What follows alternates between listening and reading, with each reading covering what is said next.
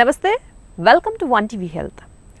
సమ్మర్లో బరువు తగ్గాలని అనుకునే వాళ్ళు వాళ్ళ డైట్లో వీటిని కూడా చేర్చుకుంటే చాలా మంచిది. వేసవి కాలంలో వాతావరణం వేడిగా పొడిగా ఉన్నప్పుడు శరీరాన్ని చల్లపరచడానికి, హైడ్రేట్ చేయడానికి సహాయపడే ఆహార పదార్థాలని తీసుకోవాలి.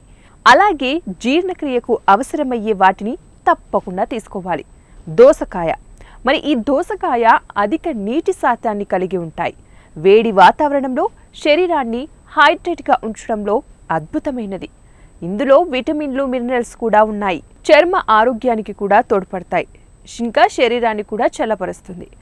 ఇంకా పుచ్చకాయ, ఇందులో నీరు, ఎలక్ట్రోలైట్లు, లైకోపీన్ వంటి యాంటీ ఆక్సిడెంట్స్ పుష్కలంగా ఉంటాయి.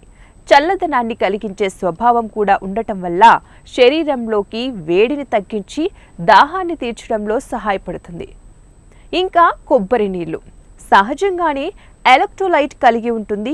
కొబ్బరి నీళ్లు చెమట ద్వారా కోల్పోయినటువంటి ద్రవాలు, ఖనిజాలు తిరిగి నింపడానికి సహాయపడుతుంది.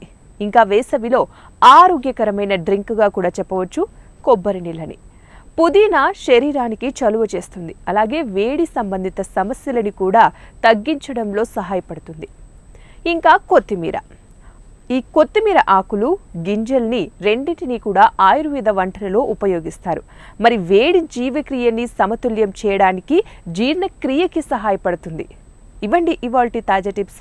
మరిన్ని టిప్స్ కోసం చూస్తూనే ఉండండి వన్ టీవీ హెల్త్.